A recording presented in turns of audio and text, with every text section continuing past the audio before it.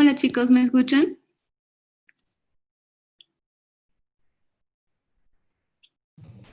Hola, sí. Ok. Vale, vamos a empezar.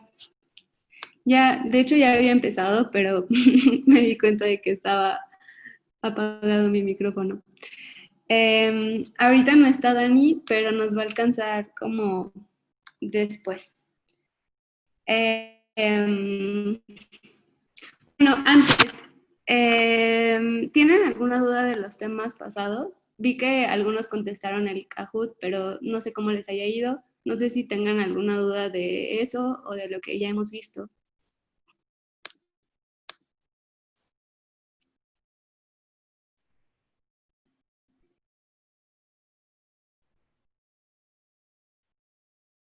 Ok, creo que no. Bueno, entonces les debemos una bonita portada porque se nos olvidó ponerla y vamos a empezar ahora con las bacterias que causan infecciones del tracto gastrointestinal. Ok, este, estoy un poquito nerviosa porque ven que siempre tengo problemas técnicos por mi internet, entonces ahorita que no va a estar Dani, espero que no pase nada, pero bueno, cualquier cosa voy a intentar entrar rápido de nuevo. Um, bueno, la primera bacteria con la que vamos a empezar va a ser Helicobacter pylori. Ya sé que les prometimos muchas diarreas el día de hoy, pero en esta es la única en la que no vamos a revisar como tal diarreas. Este es el agente etiológico de la gastritis, úlcera péptica y cáncer. De hecho, es el principal agente que causa la gastritis crónica y también está asociado con, aparte de estas tres enfermedades que les pongo ahí, con linfoma de células B del tejido linfoide asociado a mucosas o MALT. Ok, entonces, en cuanto a la epidemiología, tenemos que esta bacteria se va a transmitir de manera fecal-oral u oral-oral, es decir, que, digamos, se va a encontrar en las heces fecales y la forma en la que entra a nuestro organismo va a ser de manera oral. ¿Cómo va a ser esto? A través de los alimentos. Comúnmente es adquirida en la infancia y, bueno, la prevalencia varía entre países. Es dependiente de la edad y del desarrollo socioeconómico. Como vemos en la tablita de la derecha, México, bueno, en general América Latina, tiene una prevalencia del 70 al 90% a comparación con, digamos, países que ya no están en vías de desarrollo, como Estados Unidos, que tiene un 30% de colonización. Bueno, lo que les decía de la transmisión se va a dar a través de alimentos contaminados y esto sobre todo por una mala higiene, es decir, un lavado de manos deficiente, la desinfección no correcta de los alimentos. Además está asociado también como al hacinamiento y digamos como al consumo de agua no potable.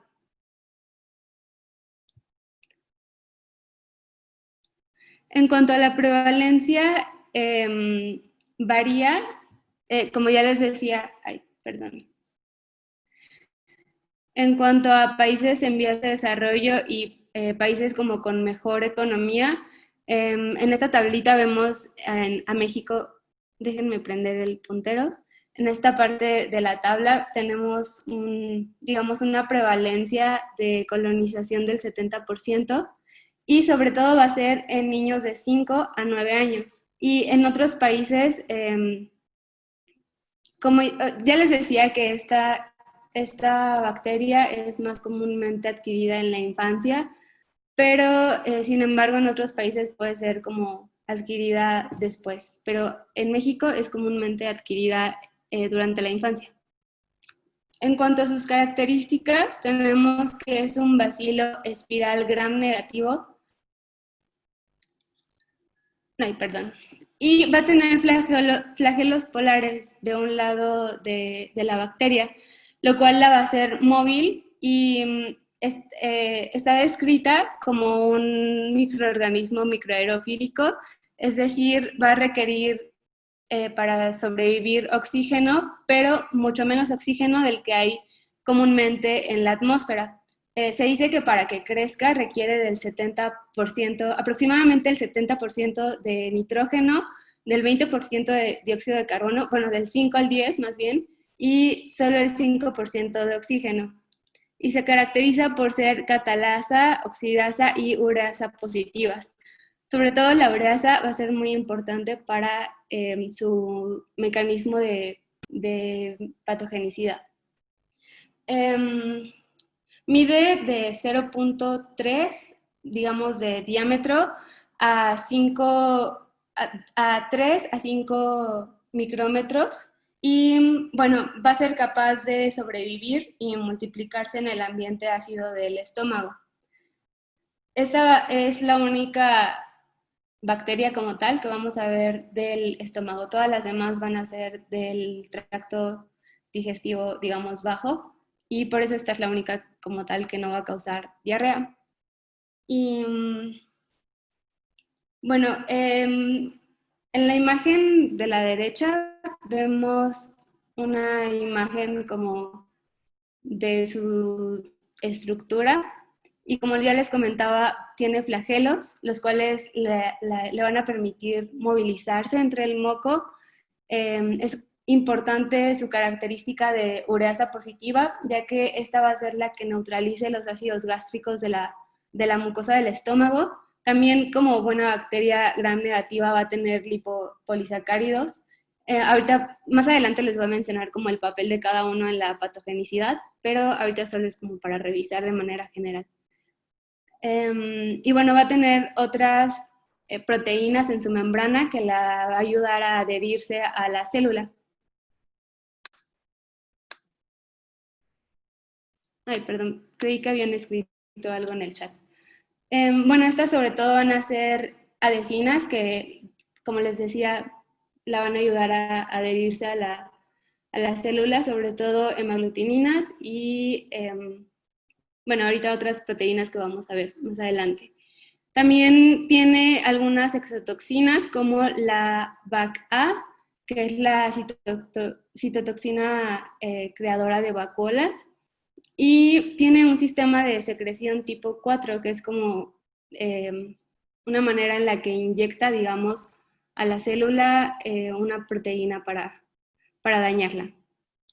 Y bueno, la imagen que tenemos en la izquierda, en la esquina inferior, es como una imagen de microscopía electrónica.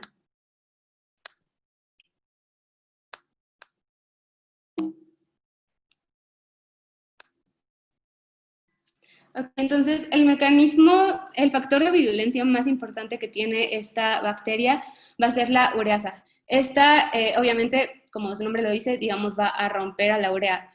Para esto requiere una molécula de agua y la va a convertir en dióxido de carbono y amoníaco. Ay, perdón. En amonio.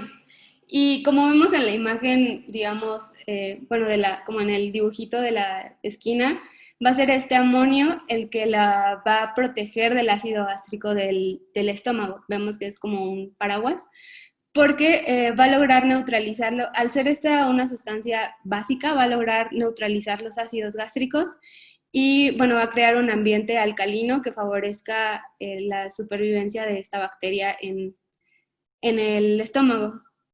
Esta, además de este factor muy importante, es una sustancia quimioatrayente y activadora de macrófagos, además de que estimula la quimiotaxis de neutrófilos y la producción de citocinas proinflamatorias.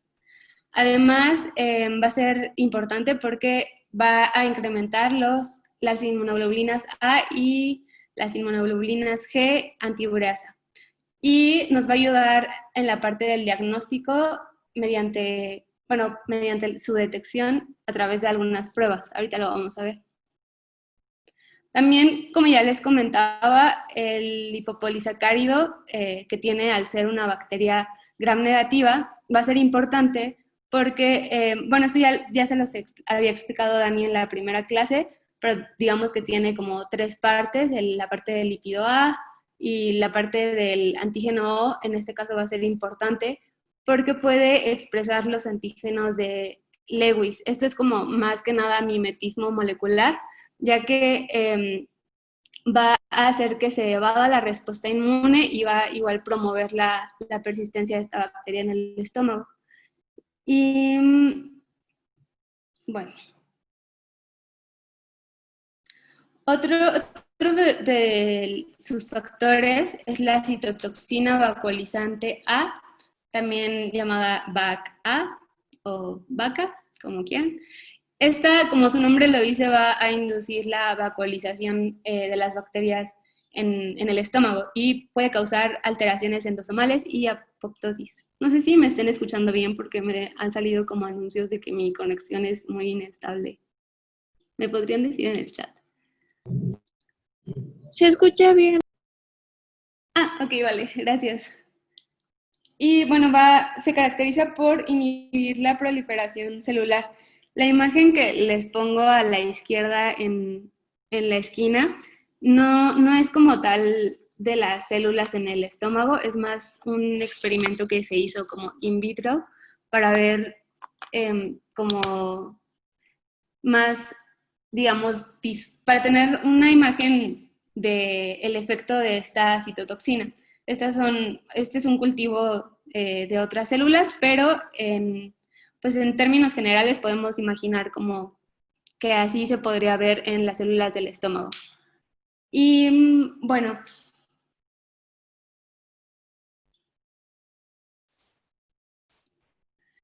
el otro factor de virulencia va a ser la citotoxina asociada al gen A o CAG-A. Esta bueno, perdón, creo que me salté una. No. Bueno, igual y lo tengo después.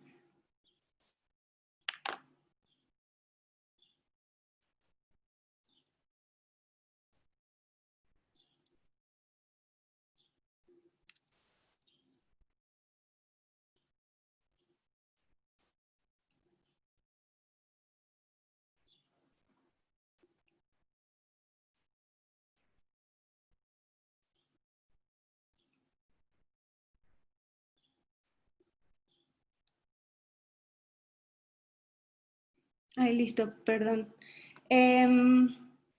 Bueno, algo que olvidé, bueno, creo que no quedó muy claro esta parte de la citotoxina, porque, bueno, sí puedo decir como induce la vacuolización, pero entonces, ¿qué es lo que va a generar, digamos, como en el epitelio del estómago? Eh, esta citotoxina va a hacer que se expongan las células del estómago al ácido gástrico, además de que esta bacteria cuenta con algunas enzimas que ayudan a la degradación del moco gástrico. Eh, Esta enzima también va a ayudar para exponerlas al ácido gástrico y, digamos, va a fomentar que se hagan como estos hoyos en la mucosa que van a causar, digamos, las úlceras posteriormente. Y bueno, en la imagen les pongo como los mecanismos que se han propuesto para su acción y se supone que tiene como acciones en la mitocondria, además de las vacuolas que va a hacer en la célula y también va a ayudar a enviar señales proinflamatorias. Otro factor de virulencia, ya les decía, es la citotoxina asociada al gen A, que va a afectar las funciones del epitelio gástrico y sus uniones intercelulares. Se ha visto que afecta como a las ecaderinas, entonces va a lograr que se separen las células, digamos, y también interfiere con la estructura normal del citoesqueleto al interferir como en la estructura de la actina, además de que induce una respuesta inflamatoria. Esta, sobre todo, es como la esta estructura que se caracteriza por llamar, digamos, a todo el sistema inmune, y esto va a ocasionar, digamos, de manera directa la gastritis. Y bueno, también se ha visto que es precursor de la carcinogénesis por una cascada bastante compleja, digamos, de señalización. Y bueno, ya les decía que, bueno, en la primera diapositiva que veíamos a la bacteria, que tiene un sistema de secreción de tipo 4, que es como, ya les decía, como inyectar una proteína directamente a la célula epitelial. Esta va a ser la proteína que van a inyectar. Y bueno, o sea, inyecta como tal la región cromosomal. Y bueno, además de todos estos factores, va a tener mucinasas y fosfolipasas, además de superóxido dismutasa. Y bueno, esta imagen es para ver como los mecanismos, digamos, proinflamatorios que va a ocasionar la colonización por Helicobacter pylori. Esta infiltración como de células inflamatorias se va a dar en la lámina propia y bueno, con todos estos factores de virulencia que ya les mencionaba, va a ocasionar que se dé una respuesta inflamatoria prolongada y muy agresiva, que nos va a dar como después digamos, a las manifestaciones clínicas, porque también va a ayudar a la destrucción de las células epiteliales, además de pues, los otros factores que ya veíamos. Y esta respuesta inflamatoria sobre todo va a ser de tipo Th1, y como vemos también va a haber como se va a expresar en mayor medida el interferón gamma y la interleucina 2, los cuales son pues proinflamatorios, como lo van a ver después en inmuno. Ok, en cuanto a las manifestaciones clínicas, ya les comentaba que sobre todo el Helicobacter pylori lo adquieren los niños, pero como tal, los síntomas de adquisición aguda se van a ver en adultos, es decir, los niños cuando sean colonizados no van a presentar de manera normal síntomas, o sea, los síntomas están más relacionados con el adulto. Y estos ocurren de 3 a 14 días después de que se tuvo como el contacto con la bacteria, y pues van a ser síntomas bastante inespecíficos como náuseas, dolor abdominal superior, vómitos y fiebre. Y posteriormente se pueden dar como síntomas de una gastritis intensa, así está referido. Pero bueno, digamos, estos son los síntomas que van a tener al tener contacto con la bacteria como tal. Y esta puede o no, digamos, colonizar en el estómago, es decir, como, digamos, quedarse a vivir ahí para siempre. Porque creo que no lo mencioné en la parte de epidemiología, pero aproximadamente el 50% de los adultos están colonizados por Helicobacter pylori. Entonces, aún una mayor cantidad de adultos, digamos, estuvieron expuestos a esta bacteria cuando eran niños. Pero la mayoría, pues digamos, lo resuelve, y el Helicobacter pylori no se queda como tal a vivir en el estómago. Solo en algunos se va a dar la colonización persistente. Y bueno, ya les pongo ahí, no es el desenlace de toda exposición, y esta por lo general es asintomática, pero también se puede dar como una dispepsia no ulcerosa bueno, esta va a ser causante del 10% de todos los casos de las dispepsias. Pero como ya les decía, este agente es el, digamos, principal causante de la gastritis crónica. En este caso causa gastritis tipo B. Digamos, la gastritis puede ser clasificada como gastritis aguda, que puede ser ocasionada por otros microorganismos, pero la gastritis crónica va a ser como atrófica y hay una tipo A que es autoinmune, es decir, pues no está ocasionada por algún agente infeccioso, y la tipo B pues es, digamos, causada por Helicobacter pylori. O sea, ya les decía que la gastritis aguda puede ser causada como por muchos microorganismos, pero la crónica solo va a ser causada por Helicobacter pylori. Y bueno, también puede haber gastritis por otras, digamos, causas como causas químicas o cosas como más del sistema inmune, que si gastritis eosinofílica. Bueno, el punto es que el Helicobacter pylori va a causar la gastritis tipo B. Y bueno, ya sabemos que el sufijo de itis indica como tal, pues, inflamación, ¿no? Entonces va a ser una respuesta inflamatoria que se va a dar en el estómago. De hecho, en la mucosa gástrica, que al ser crónica va a quedar como una fibrosis en la mucosa gástrica, o también como una proliferación de un intestino, de un epitelio intestinal, perdón. Ustedes acaban de pasar como ya por histo más recientemente, y pues saben como la diferencia que hay entre el epitelio en la mucosa gástrica e intestinal. Entonces está escrito como que se va a dar una metaplasia gástrica, porque, bueno, va a cambiar toda esta respuesta inflamatoria crónica, va a hacer que cambie el epitelio gástrico. Entonces, ya les mencionaba que va a haber una dispepsia, esto va a ocasionar una dispepsia funcional, y bueno, ya que esta va a ser crónica, puede estar asociada a anemia por deficiencia de hierro y a púrpura trombocitopénica idiopática. También a déficit de vitamina B12.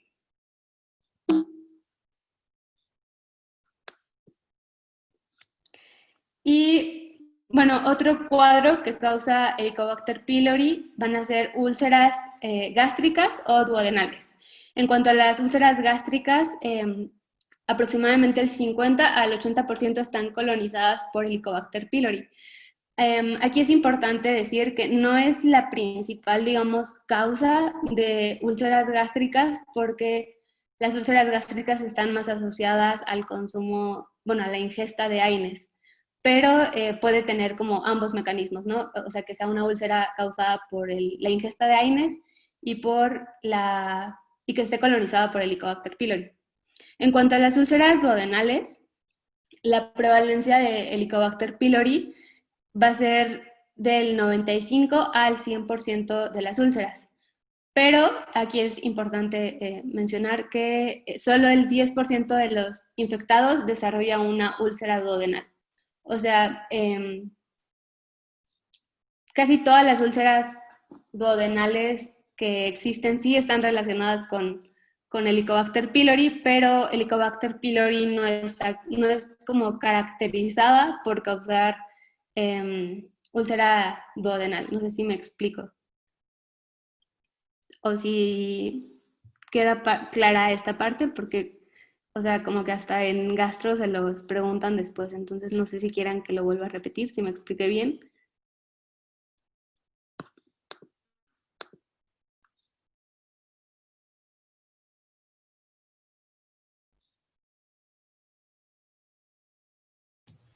Ok, ¿Puedes bueno, repetir?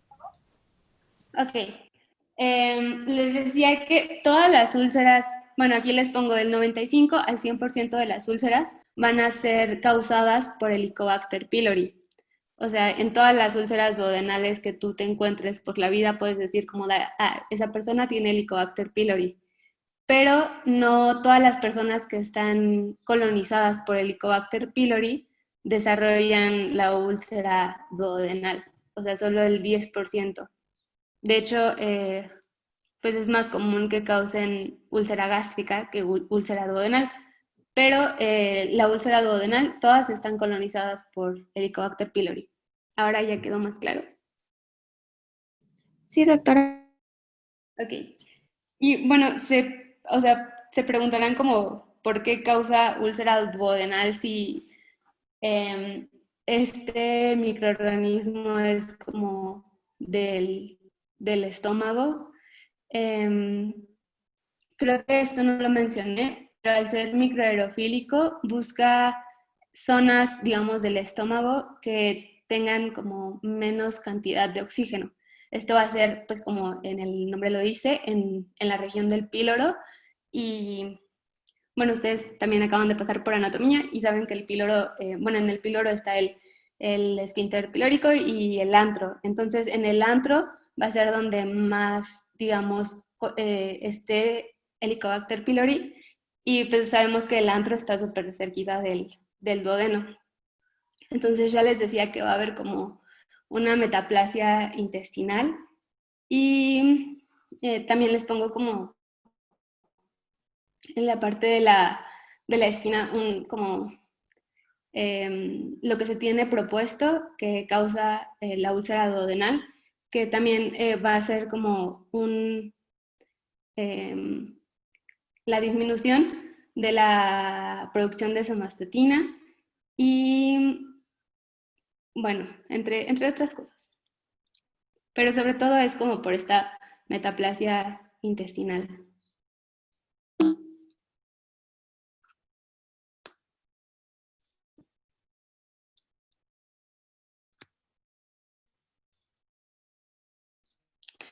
Bueno, entre las úlceras, el 70% de ellas van a ser asintomáticas.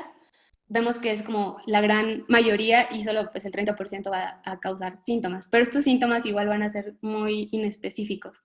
Entre ellos están el dolor en el epigastrio. Este suele ser de mediana intensidad, además de que va a haber saciedad temprana, sensación de plenitud y náuseas o vómitos ocasionales. En las imágenes les muestro una úlcera gástrica y una úlcera duodenal en la parte de abajo, estas vistas por endoscopía. La verdad es que yo no sé interpretar muy bien las endoscopías, no sé en qué parte de la carrera nos enseñan, pero bueno, así es como luce una úlcera gástrica y duodenal. Esas son como las imágenes más gentiles que encontré, porque hay otras que se ven bastante feas. Y también es importante mencionar que esta bacteria es como, digamos, es importante revisarla porque está relacionada pues con un cáncer, ¿no? Entonces, no muchas bacterias, bueno, no muchos microorganismos están relacionados con algún cáncer. Vemos como sobre todo en la parte de virología eh, que suelen estar relacionadas, pero Helicobacter pylori es importante por esto, porque va a estar asociada con el cáncer gástrico. No es que cause cáncer gástrico, pero está relacionada. Digamos, en una persona que está colonizada por Helicobacter pylori, tiene de 2.7 a 20 veces más probabilidad de tener cáncer gástrico que una persona que no está colonizada por Helicobacter pylori, que es lo que significa estos numeritos de odds ratio que les puse aquí. No sé si en IB creo que te enseñan a interpretarlo, pero bueno, eso es lo que significa. Que una persona que está colonizada tiene de 2.7 a hasta 20 veces más posibilidades de tener cáncer gástrico que una persona que no está colonizada. Y bueno, no solo es como que el Helicobacter pylori sea como la única causa que va a causar, digamos, causa que va a causar el cáncer gástrico, sino que también pues va a estar asociada a otros factores de riesgo como la edad y la exposición a otros agentes carcinogénicos. Y bueno, los factores de riesgo que sobre todo están asociados a esto van a ser el desarrollo de metaplasia intestinal y la gastritis atrófica. Es decir, pues ya les decía como que no todos los pacientes van a tener úlceras y gastritis, algunos van a resolver la infección, pero aquellos que sí cursen con metaplasia intestinal y gastritis atrófica van a tener como más probabilidad de tener cáncer gástrico. Y bueno, como vemos, el 60 al 90% de los casos de cáncer gástrico están asociados al Helicobacter pylori. Entonces, pues es un gran número. Por eso es importante diagnosticarla y tratarla. Entonces, en el esquemita que les pongo a la derecha, tenemos como que infección por el Helicobacter pylori causa una inflamación aguda y crónica que va a estar relacionada con mutágenos. También ya les mencionaba que la citotoxina CAG-A está relacionada como con mecanismos oncogénicos. Entonces, esto va a derivar en mutaciones. También por todo este daño a la mucosa y, digamos, como la destrucción del epitelio y, o sea, como todo este recambio del epitelio va a estar como más propenso a que haya algún daño genético por toda, digamos, pues sí, por toda la reparación que se debe dar del epitelio, por la proliferación epitelial. Se pueden dar errores en la mitosis, además de que ya les mencionaba la relación de mutágenos en la dieta, por ejemplo, sal, nitritos y nitratos, también ácido ascórbico y betacarotenos. Y no, estos son antioxidantes, olvídenlo. Bueno, pueden resultar en cáncer gástrico. ¿Y cómo vamos a hacer el diagnóstico de colonización por Helicobacter pylori? Digamos, hay dos formas. Una, perdón, una forma invasiva y otras formas no invasivas. Las invasivas son aquellas que van a requerir de una endoscopía. Y bueno, esta endoscopía tiene ciertas ventajas, entre las cuales se encuentran como, pues, que como ya les enseñaba en las imágenes de las úlceras, pues con la endoscopía podemos ver las lesiones de la mucosa que hay, digamos, en el estómago. Y pues también vamos a ver si es una úlcera o ya es como algo más grave, como un cáncer gástrico. En la presentación no les puse imágenes de cáncer gástrico porque no es como el propósito, es más revisar como que Helicobacter pylori puede causarlo y como su asociación, pero bueno, como tal van a revisar el tema más adelante en la carrera de cáncer gástrico. Pero bueno, entonces por esto es importante la endoscopía y esta va a ser invasiva. Entonces, cuando se hace esta endoscopía se van a realizar como varias biopsias bueno, para las que van a servir a detectar las lesiones. Estas se van a ver, digamos, en el microscopio, ya sea con una tinción HIE, como la que les pongo en la parte de arriba. Bueno, algo bueno de las clases en Zoom es que ustedes pueden ver como mejor las imágenes, porque yo creo que si estuviéramos en el aula no podrían ver lo que les pongo, porque si ven en la imagen de HIE, las flechas señalan a los bacilos en espiral, y pues están muy chiquitos, yo creo que no se alcanzarían a ver en el salón. Y también otra tinción que se puede usar es la tinción de plata de Wartin Starry, que es la que está en la parte de abajo. Esta va a teñir a los bacilos, bueno, no son bacilos, al Helicobacter pylori como de negro, aunque pues no se ve muy bien, solo se ven como puntitos, no sé si puedan verlos en esta parte, o también aquí como en contacto con el epitelio, están por todas partes. Y bueno, también en este espécimen que se obtenga de la biopsia se les puede aplicar la prueba rápida de la ureasa, que es la que les pongo en la parte de abajo. Esta va a ser...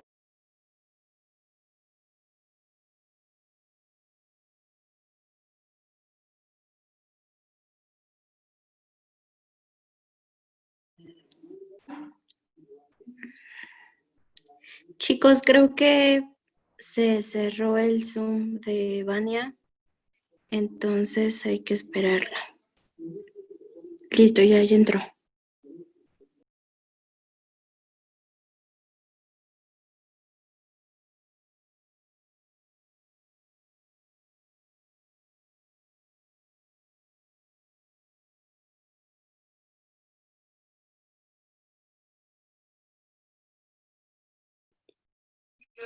¿Me escuchan? Yep. ¿Se me fue la señal o algo? Es que no sé qué pasó. ¿O hasta dónde me dejaron de escuchar?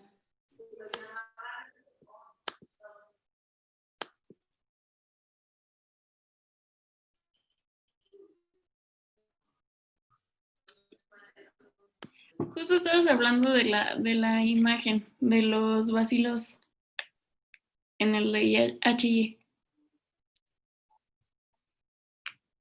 Ah, ok. Ya había terminado todo esto. No sé qué pasó. Solo, bueno, X. Déjenme poner el... Ahí. Bueno, ya les estaba diciendo que en la otra tinción que se puede hacer es la tinción de plata de Warthin Starry, que es la que vemos en la parte de abajo. Y bueno, aquí podemos ver al Helicobacter pylori. Y ya que se obtiene como el espécimen de la biopsia, se puede hacer la prueba rápida de la ureasa, que es la que pongo en la parte inferior de las diapositivas.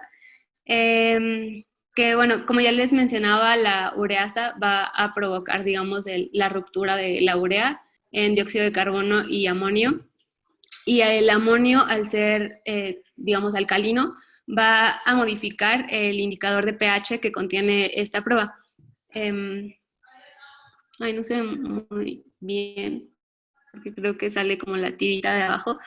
Pero bueno, va a pasar de un color amarillo a un color bugambilia, si es que este es positiva. Otra forma de diagnosticarla va a ser el cultivo de los especímenes de la biopsia en algunos medios selectivos. Estos medios, sobre todo, es el medio Skid Row y este se va a cultivar en ambientes microaerofílicos, como ya les mencionaba al inicio de la presentación, o sea, con un 5% de oxígeno y aproximadamente un 70% de nitrógeno y un 10% de dióxido de carbono para que esta bacteria pueda crecer. Esta va a requerir de 3 a 6 días para crecer y bueno, también se va a cultivar a temperaturas de 37 grados Celsius y las colonias, como vemos, ahí ese es un agar sangre y vemos que las colonias son muy pequeñitas y de hecho presentan como una ligera beta-hemólisis, pero bueno, eso no importa mucho. Y se describen como colonias pequeñas y grises. Y bueno, a partir de este cultivo se pueden observar en el microscopio con tinción de Gram y aquí las vamos a ver como pues gram negativos, entonces los vamos a ver rojos y aquí no se ve muy bien como, digamos, su forma espiral, se ven más bien como bacilos, pero pues su forma espiral es más que nada vista en la microscopía electrónica, pero sí se ven como un poco curvos, ¿no? Bueno, entre los diagnósticos no invasivos se va a encontrar la prueba de la actividad de la urea en aliento. En esta, el paciente va a requerir estar como en ayunas aproximadamente por 8 horas y no haber como ingerido algún antibiótico o algún inhibidor de la bomba de protones. Y bueno, creo que ya son como todos los requerimientos para la prueba.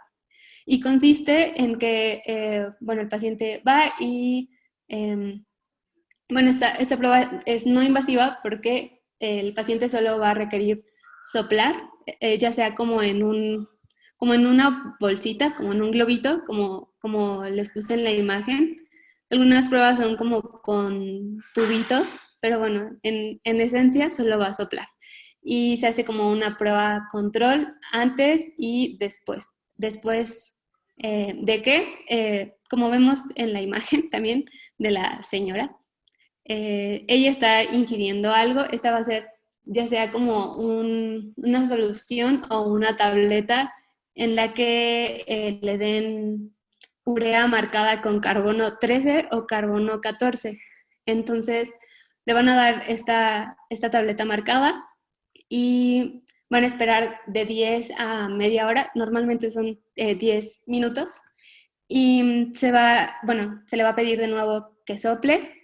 Y lo que se supone que tiene que pasar es que al tener digamos, la urea marcada, el Helicobacter pylori lo que va a hacer, pues, va a ser como pues, romperla en dióxido de carbono y amonio. El dióxido de carbono va a pasar a la circulación general y va a llegar a los pulmones donde pues, va a ser, digamos, exhalado en la prueba. Entonces, se le va a pedir al paciente que sople digamos, en el globito o en el tubo varias veces sin inhalar, y este después va a ser analizado, ya sea como hay maquinitas para analizarlo o en un laboratorio. Pero bueno, en eso es como lo que, como el fundamento de la prueba de la ureasa. Y otras maneras de diagnosticarlo va a ser a través de pruebas serológicas. Se va a detectar sobre todo IgG e IgA, y también se puede detectar el antígeno en heces fecales. Estas dos últimas pruebas que digamos que les pongo tienen una menor sensibilidad y especificidad. Además de que es como la desventaja es la recolección, digamos, de las heces fecales y todo lo que eso implica. Y bueno, también se puede detectar por anticuerpos en saliva y orina. Sin embargo, pues, bueno, aquí ya les pongo una tablita de sensibilidad y especificidad. De hecho, aquí no vienen los anticuerpos en saliva y orina, pero tienen una sensibilidad como del 70% a comparación del cultivo, por ejemplo, que, bueno, su sensibilidad es del 77 al 95, pero su especificidad es del 100%. Entonces, el cultivo, de hecho, es el gold standard. Entonces, bueno, vemos que aquellas pruebas que son invasivas, es decir, que se realizan como a través de la endoscopía, tienen una mayor especificidad y sensibilidad. Sin embargo, pues no están recomendadas como tal en niños. El diagnóstico no invasivo está, digamos, está diseñado para aplicarse en niños que, como ya les mencionaba, son como, es la población que va a adquirir el Helicobacter pylori. Sin embargo, si digamos, estas pruebas salen negativas y sigues teniendo la duda, pues ya está como más indicado que realices un diagnóstico invasivo. Además de que, por ejemplo, si se sospecha algo como cáncer, pues no vas a estar haciendo la prueba de la actividad de la urea, sino que vas a irte por algo que te pueda mostrar las lesiones. Y bueno, en cuanto al tratamiento, el tratamiento lo van a recibir todos los pacientes con evidencia de infección de Helicobacter pylori, y también está como indicado para los familiares, bueno, aquellas personas que tengan un familiar con cáncer gástrico, y el tratamiento puede ser triple terapia o terapia cuádruple. La terapia cuádruple no está aprobada por la FDA, entonces es más recomendable la triple terapia. Estas van a durar de 14 días, la terapia cuádruple puede durar 10, pero bueno, la triple terapia va a consistir en claritromicina, un inhibidor de la bomba de protones como el omeprazol, y amoxicilina. Y en caso de que el paciente sea alérgico a la penicilina, se le da metronidazol en lugar de amoxicilina. Y en la terapia cuádruple, igual se les da un IVP, y la diferencia aquí va a ser como agregar el subcitrato de bismuto o subsalicilato de bismuto. Y también tetraciclina y metronidazol.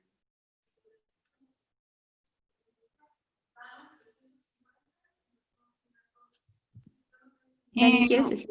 Sí, bueno, ¿cómo vamos a ver principalmente diarreas en pues en las próximas etiologías vamos a ayudarles, a adelantarles un poquito de gastro y como tal, diarrea se va a definir como el aumento de frecuencia, el aumento del número de evacuaciones o una disminución en la consistencia de las heces.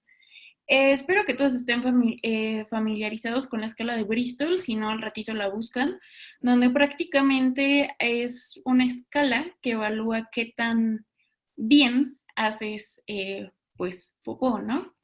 Entonces, búsquela y cualquiera de estas definiciones puede ser diarrea.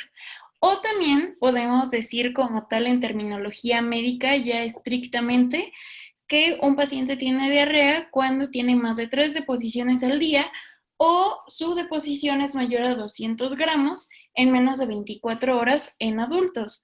Pero pues no todos pues miden su popó, ¿no? Entonces pues va a estar muy difícil decir esto. Y también hay que resaltar que cada pues sistema gastrointestinal de cada paciente es todo un mundo. Entonces, digamos que si un paciente dice que para él es normal, no sé, hacer popó un día sí, un día no, un día sí, un día no, tampoco lo vamos a etiquetar como estreñimiento. Pero están de acuerdo que si en ese paciente nos dice, no, es que fíjese que hoy hice 2 veces del baño y ayer también. Ahí ya tendríamos que estar considerando si para este paciente ya es como tal el término de diarrea. Entonces, tampoco se encasillen con los términos, pero pues por si les llegan a preguntar, ¿no? Y como tal, un episodio diarreico es aquel que cumple todo lo que ya dijimos, pero que termina en las siguientes 48 horas y tiene deposiciones normales. También cabe aclarar que la diarrea la podemos clasificar de muchas formas. La que principalmente se utiliza es la de la duración, donde decimos que una diarrea es aguda si es menor a 14 días de evolución. Puede ser persistente si tiene más de 14 días pero menos de 4 semanas. Y podemos decir que es crónica si tiene más de 4 semanas. Siguiente, por fin. Pero pues también existe otro tipo de clasificación donde lo podemos dividir en su fisiopatología, es decir, qué es lo que está causando, sobre todo en inflamatoria y no inflamatoria, donde como tal inflamatoria generalmente es por una infección, con un desarrollo temprano de una isquemia intestinal, por lesiones de radiación o por alguna enfermedad intestinal. Entonces, generalmente las diarreas del tipo inflamatoria van a ser heces de pequeño volumen, pero lo importante aquí es de que si hacemos un examen a estas heces, podemos observar leucocitos, podemos observar moco, en algunas ocasiones podemos observar sangre y pues como tal la etiología. Y en la no inflamatoria las vamos a dividir en dos, en la tipo secretora y en la tipo osmótica. Como tal, la secretora consta de que, como saben, pues digamos en el intestino se van a llevar a cabo la absorción y la secreción de varias sustancias. Entonces, esta secreción, en el caso de la diarrea secretora, va a estar muy aumentada. Esto pues por debidos mecanismos que vamos a ver en cada una de las bacterias, pero como tal va a estar muy aumentada y al mismo tiempo la absorción va a estar disminuida, por lo que pues vamos a tener un aumento del volumen de las heces. Como tal podemos decir que la secretora no puede disminuir con el ayuno y generalmente es debido a enterotoxinas, agentes hormonales, por laxantes o por malabsorción de ácidos grasos. Y en cambio la osmótica es porque resulta en la presencia de varios solutos, los cuales, pues como ya saben, van a jalar agua del intestino hacia su luz y pues como tal va a generar la diarrea. Y pues podemos decir que esta se distingue de la secretora porque sí mejora con el ayuno. Y en cambio, en la etiología podemos ver si es infecciosa o no infecciosa. En la no infecciosa, las más importantes van a ser por medicamentos o algunas otras como, por ejemplo, enfermedades de la motilidad, como lo sería el colon irritable, y pues demás formas. Y la infecciosa, pues ya tendríamos un agente en común. Y como tal, también la podemos dividir de acuerdo al mecanismo de producción, que sería osmótica, secretora, inflamatoria o invasiva, y por motilidad.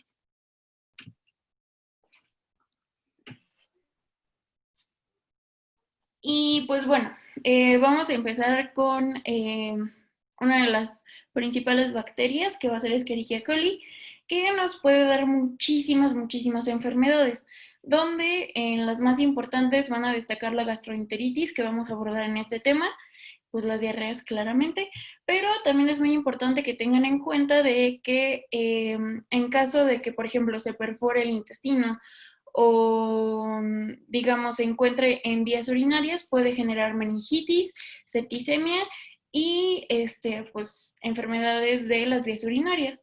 Generalmente, se los voy a decir de una vez, pero me parece que lo vamos a ver de nuevo en URA.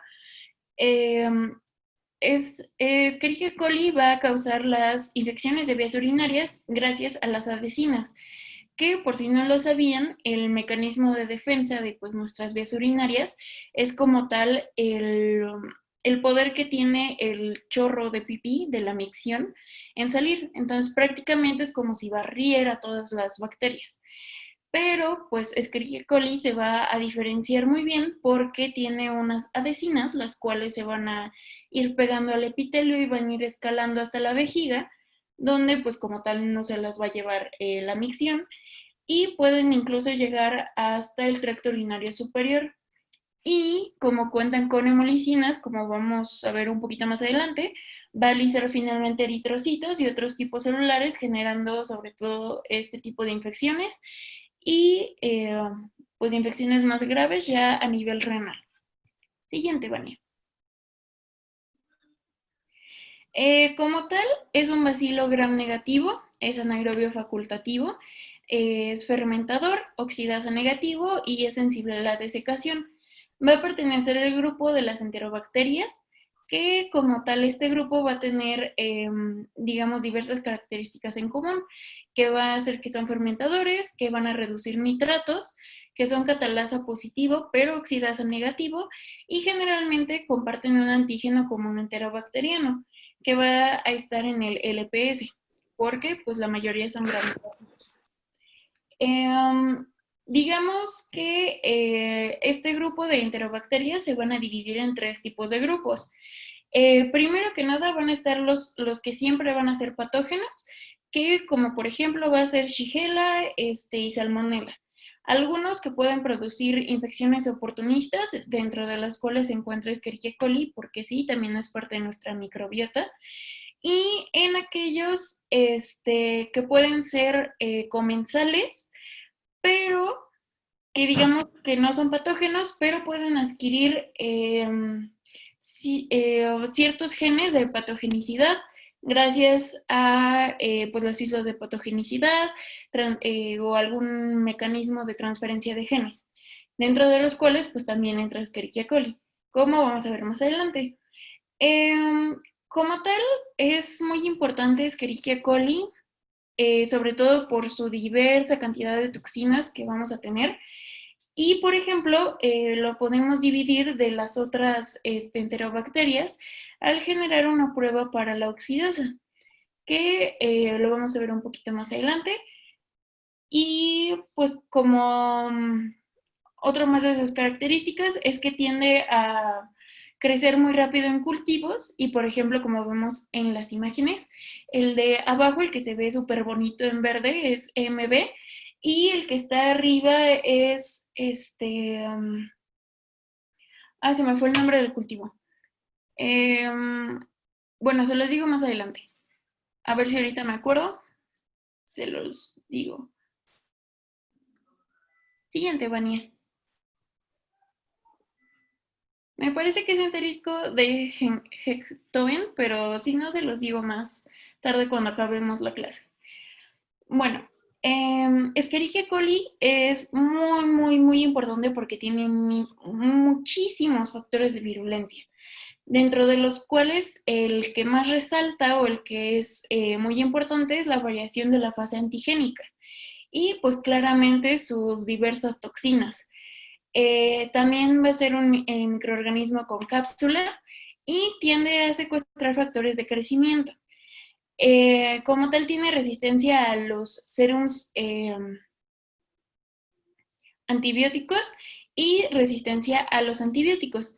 También pues tiene ciertos factores de virulencia especializados, como vamos a ver ahorita, y pues como les mencionaba, la hemolicina, que va a alisar todo tipo de células, y el antígeno capsular K1, que pues va a ser importante porque lo podemos diferenciar a través de inmunodiagnósticos.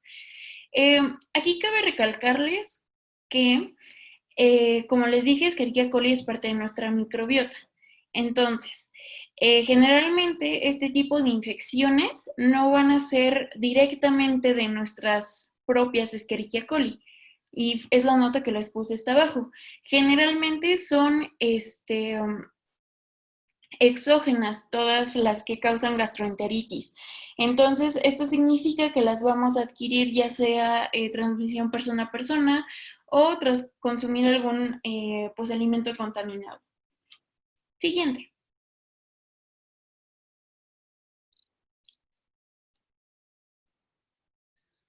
También es muy importante, vamos a ver 5 principales por sus diversas toxinas, pero también es importante que sepan que cada especie, como les dije, tiene factores de virulencia especializados, donde pues van a resaltar sobre todo las adhesinas, que sobre todo saltan los pilis o las fimbrias, o incluso la BFP, que vamos a verla más adelante, cómo funciona y todo eso, y sobre todo las exotoxinas, porque generalmente estas exotoxinas van a ser las que generen ya sea la enfermedad como más grave clínicamente o aquella que resalte de unas como un diarrea.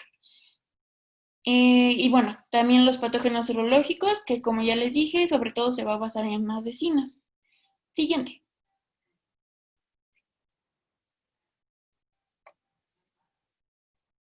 Y bueno, aquí es importante porque les puse una tabla de varios,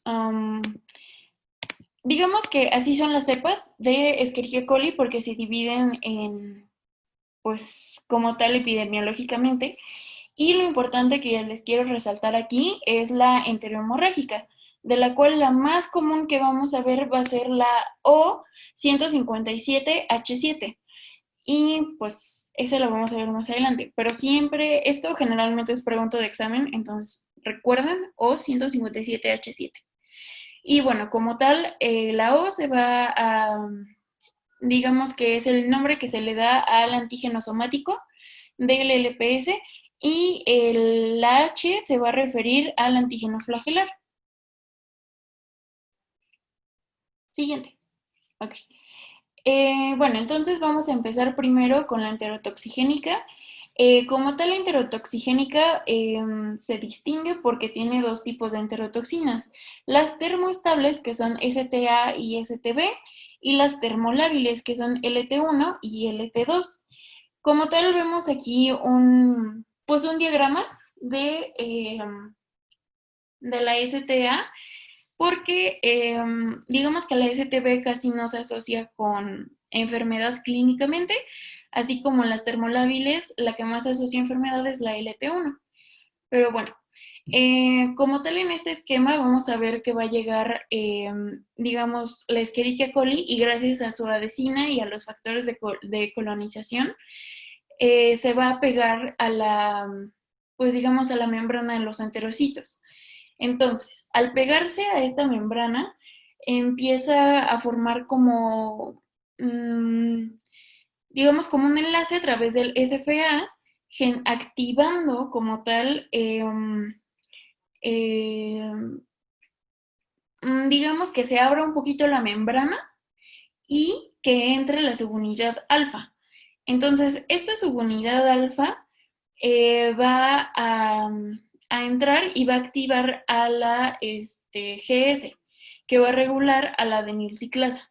Entonces va a haber un aumento de AMP cíclico y como consecuencia va a aumentar la secreción de cloro y va a disminuir la absorción de sodio, como vemos pues en el esquemita, vaya.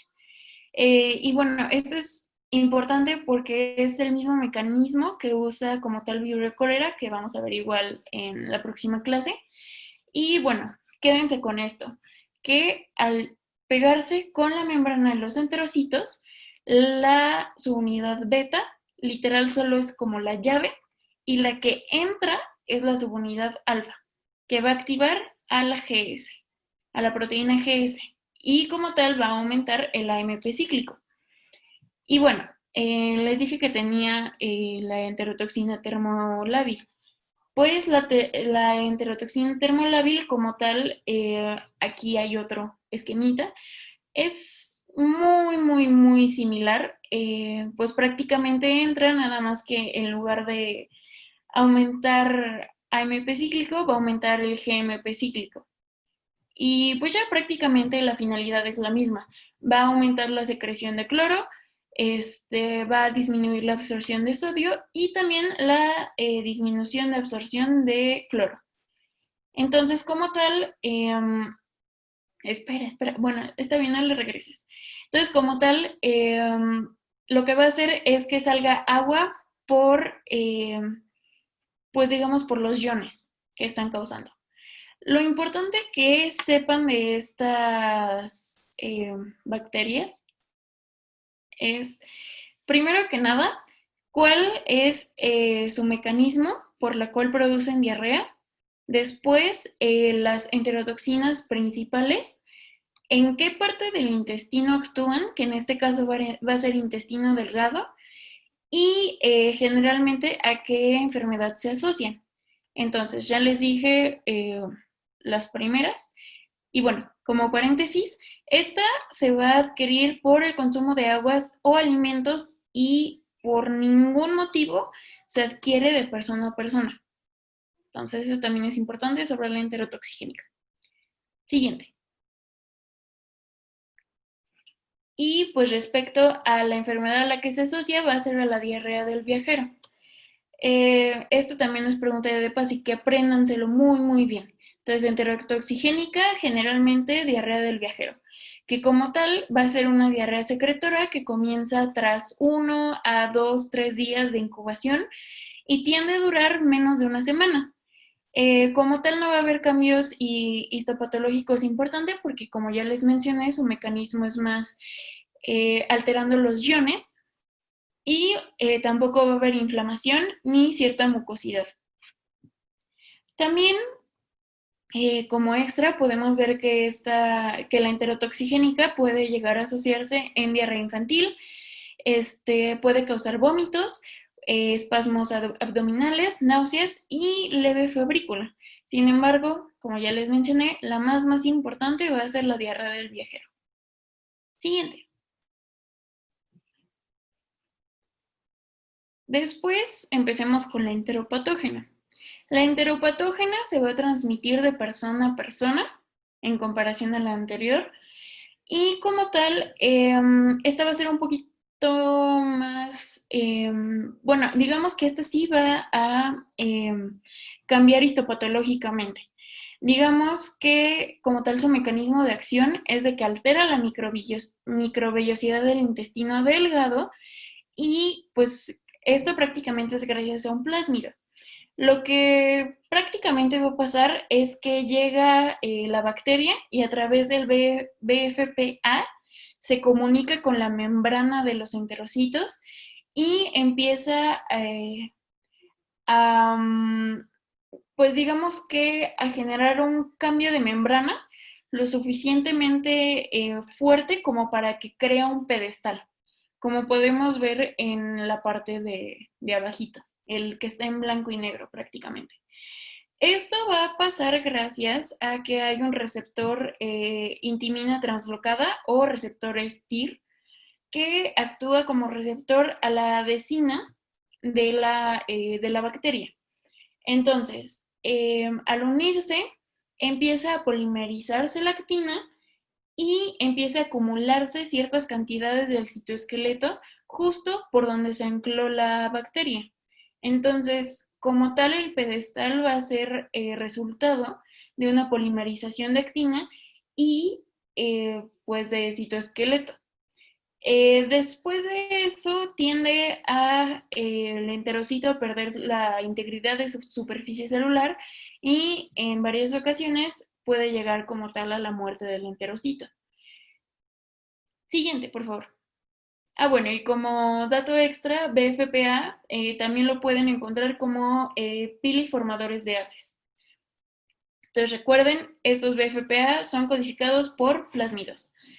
Y bueno, aquí les puse pues una fotografía donde se ven claramente como los pedestales, que se ven en un color como naranja más clarito, y pues las bacterias ahí bien, bien felices, ¿no?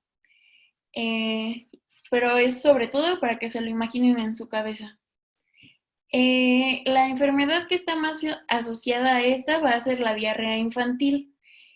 Es muy, muy importante porque es la principal causa de diarrea infantil. Y esto se lo van a preguntar así tal cual en el DEPA.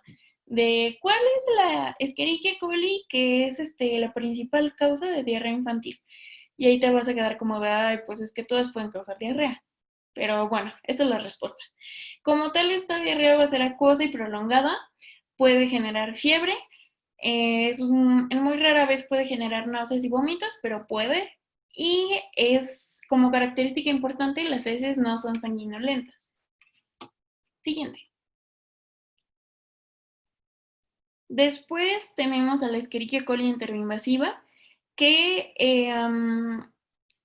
esta es muy, muy importante, pero también es muy, muy infrecuente que la vean en su práctica clínica. Como tal, es importante porque va a ser también gracias a un plásmido que va a codificar los genes de la PLNB, que es gracias a la proteína a la cual la bacteria como tal entra a las células, donde, pues sí, o sea, literalmente se unen las membranas de los enterocitos, se infiltra gracias a una vacuola fagocítica, como debieron de haber visto en clases de histo, pero lo importante aquí es de que lisan estas vacuolas fagocíticas. Entonces, al librarse de estas vacuolas, prácticamente ya no hay nada que las detenga y empiezan a replicarse en el citoplasma. Entonces, como tal, una vez que se empiezan a replicar dentro del enterocito, pueden invadir a los enterocitos adyacentes y esto lo van a hacer gracias al movimiento de colas de actina, así como en la pasada, nada más que esta literal entra a la célula. Y aquí lo importante es que esta se va a dar en colon. Entonces, que quede muy claro eso. Y también es muy importante su presencia de hemolicina. Como tal, la principal... No, no le regreses, no le regreses. Como tal, la principal clínica que van a dar va a ser diarrea acuosa así sin más, que puede progresar a disentería con escasas heces sanguinolentas, iniciando con fiebre, espasmos abdominales y presencia de sangre leucocitos. Y algo que tal vez le lleguen a preguntar es que cuál puede generar ulceración colónica, pues es esta, la enteroinvasiva, sobre todo por la hemolicina, porque como les mencioné, puede lisar células y pues finalmente llegar a una úlcera. Siguiente. Otra súper, súper importante es la enterohemorrágica, porque es de las bacterias que causan disentería como tal. Como tal se consumen por el consumo de ternera o de carnes contaminadas, aunque también se puede consumir se puede adquirir por consumir agua contaminada, leche no pasteurizada, jugos o zumos, verduras crudas o incluso frutas. Como tal, la ingestión tiene que ser como de un aproximado de 100 bacterias para que pueda causar una enfermedad.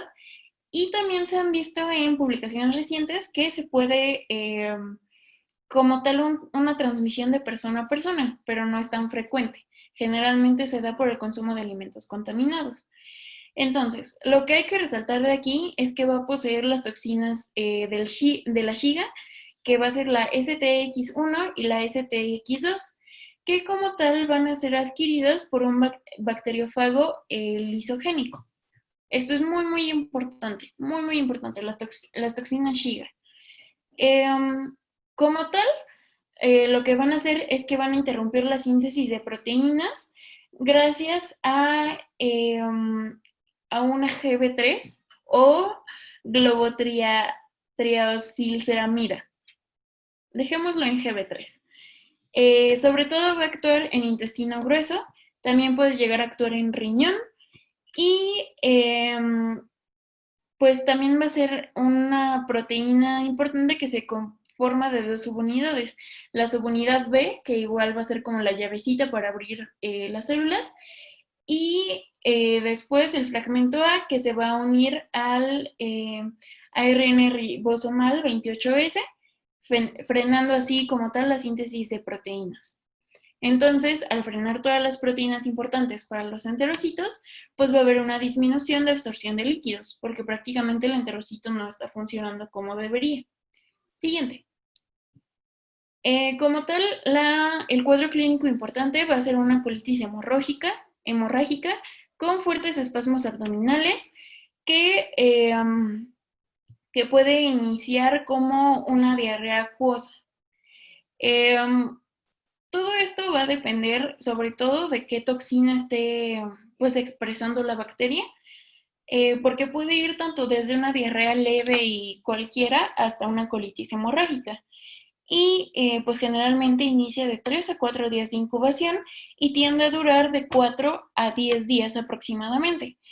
Y la mayoría de los casos suelen ser como autolimitados, ya que se resuelven por sí solos y generalmente no tienden a llegar a colitis hemorrágica. Pero pues es importante que sepan que es la que puede causar colitis hemorrágica. Y también es muy, muy importante que sepan que una vez que si pudo evolucionar a colitis hemorrágica, también cabe la posibilidad de que pueda progresar a un síndrome hemolítico urémico.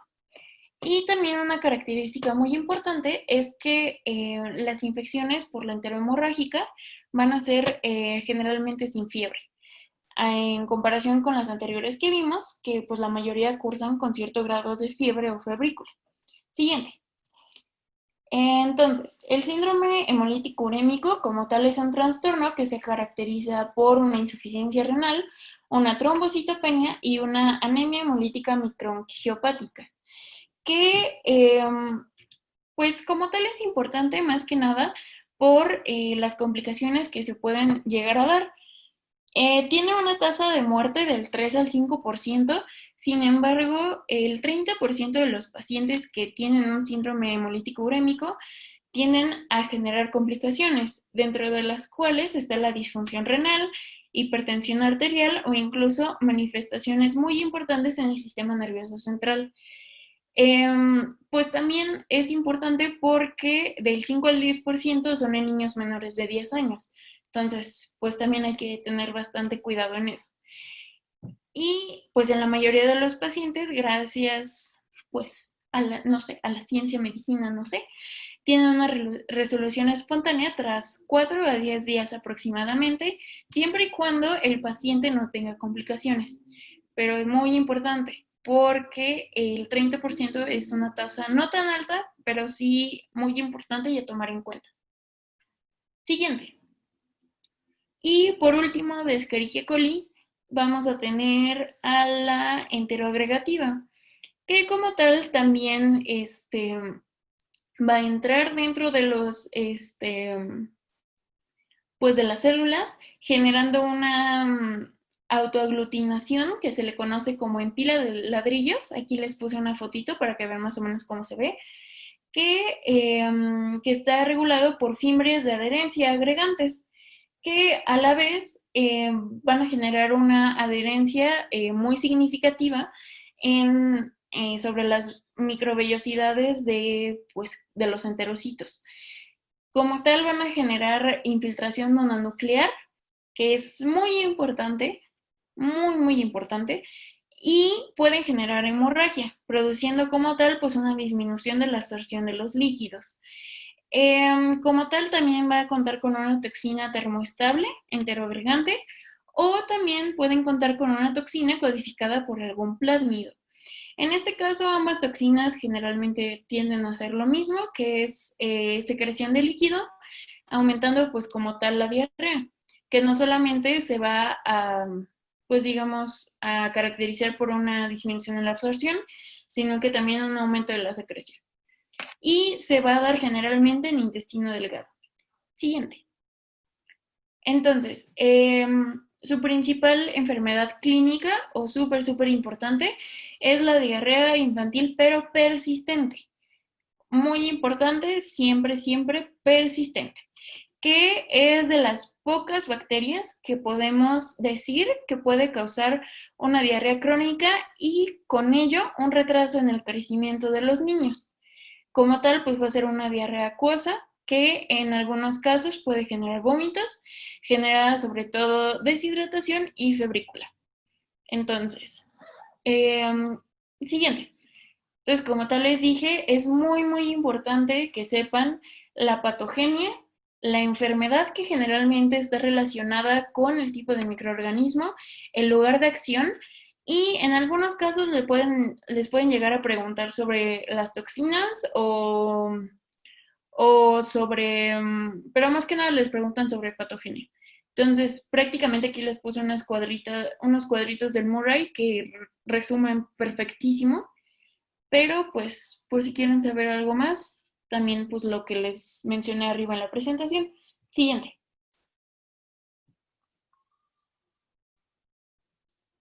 Y siguiente.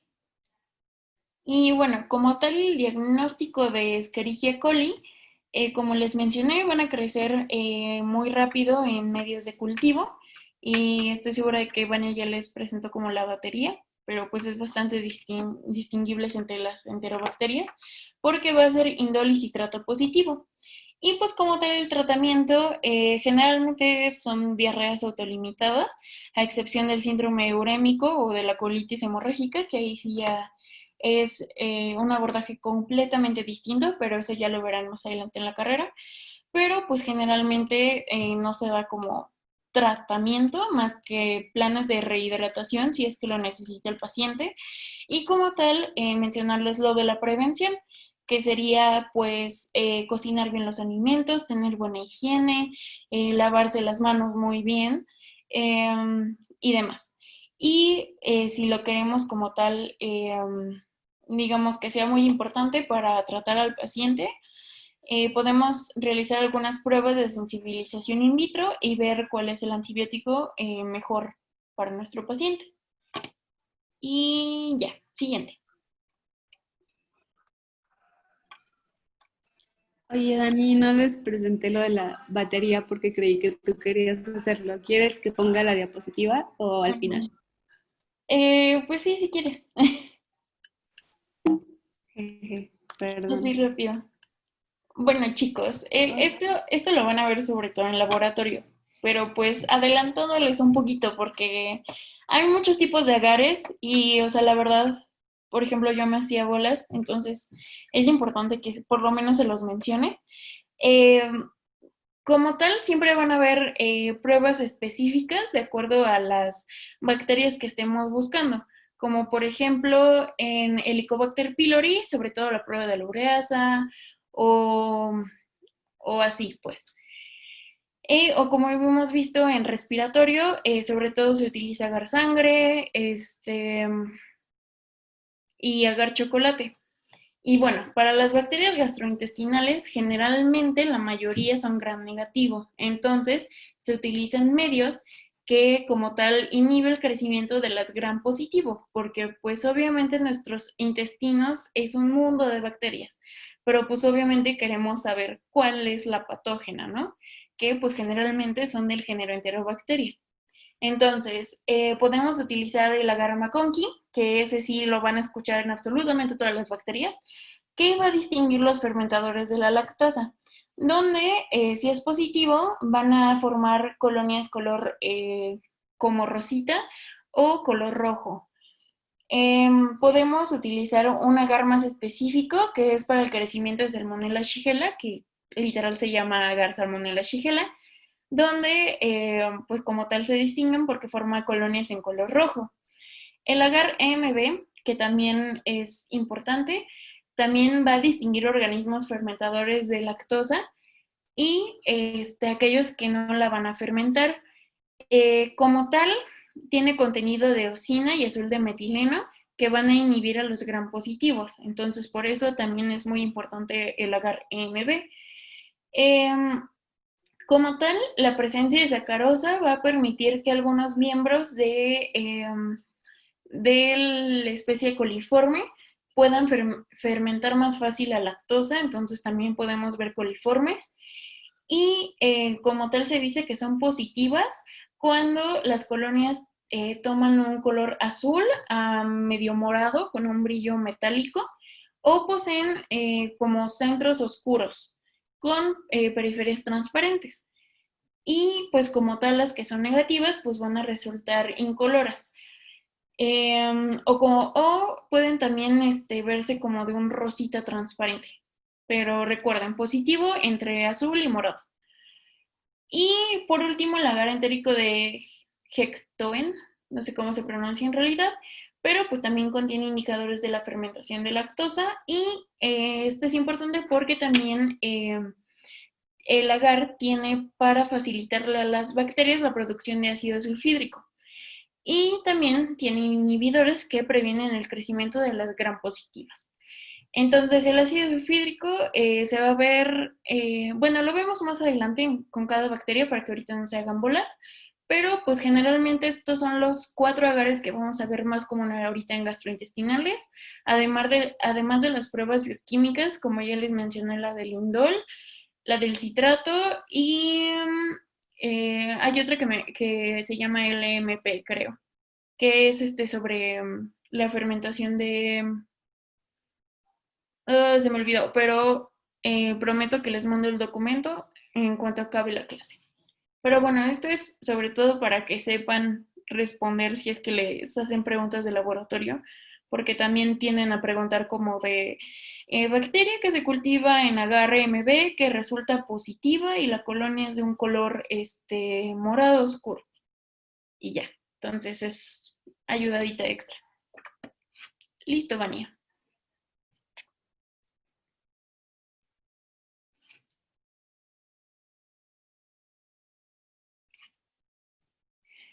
Bueno, mientras tanto, mientras Vania pone ¿alguien tiene una preguntita hasta ahorita?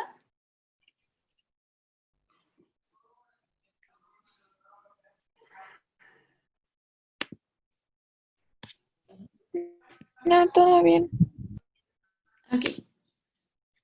Bueno, entonces vamos a continuar con Campylobacter jejuni. Y ya que nadie tiene dudas, yo les voy a preguntar algo que acabamos de ver. ¿Cuál es la E. coli que está relacionada con la diarrea del viajero, perdón? Pueden ponerlo en el chat, lo acaba de decir Dani.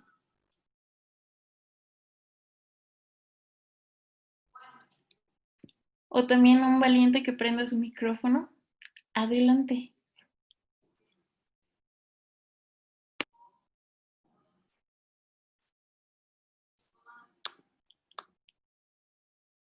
Sí, muy bien, es la enterotoxigénica.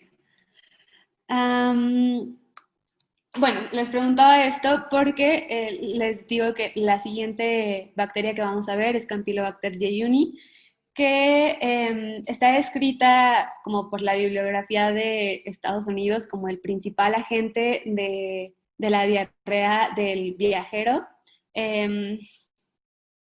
Ya saben, pues es como un poco gracioso, pero siempre en todos lados en los que lean sobre esta, pues van a ver como, entre comillas, cómo le echan la culpa a los países en vías de desarrollo, porque sus turistas regresan a Estados Unidos pues con una gran diarrea.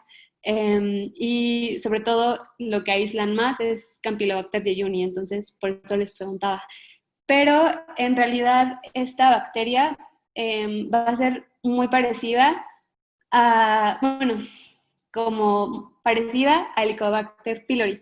De hecho, no se los mencioné, pero cuando descubrieron el Helicobacter pylori, la querían llamar Campylobacter pylori, porque, bueno, ahorita lo vamos a ver, pero se parece bastante, o sea, tiene como una estructura, no en espiral, pero sí curva, y bueno, ya que hicieron como todos los estudios moleculares, pues vieron que no debía ser un Campylobacter, sino que crearon esto aparte de Helicobacter. Y bueno, Campylobacter jejuni va a ser el agente etiológico de la gastroenteritis aguda, y sobre todo va a ser importante por, digamos, las complicaciones que están asociadas a ellas, que es el síndrome de Guillain-Barré y la artritis reactiva. Ok, entonces en cuanto a la epidemiología, ya les decía que es el agente, lo describen como el agente más común responsable de la diarrea del viajero, y esta es la primera enfermedad zoonótica que vemos. ¿A qué se refiere zoonótica? Es que su transmisión va a estar relacionada con los animales, los cuales van a funcionar como un reservorio, es decir, van digamos, vivir dentro de ellos, pero no les van a causar el cuadro clínico que a nosotros nos van a causar. Y bueno, esta se presenta con mayor frecuencia en meses cálidos, sobre todo en verano y en otoño. Y tiene como dos picos de presentación. En los menores de 5 años, aquí es bien importante porque en ellos se va a presentar como de manera más grave. Y luego de los 20 a 40 años.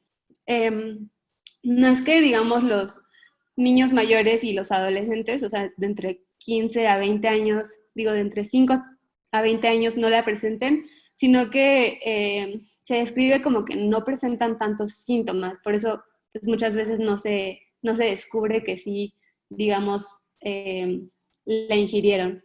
Y les pongo la imagen de la izquierda porque, bueno, ustedes no son como tan más chiquitos que nosotros, pero no sé si ustedes recuerdan un comercial de American Express que decía como de, este es Campylobacter jejuni, un bicho revuelve panzas. Y bueno, el punto es que igual decían que es una diarrea que se presenta en el viajero, en los turistas, y bueno, hacían como toda una promoción con esto.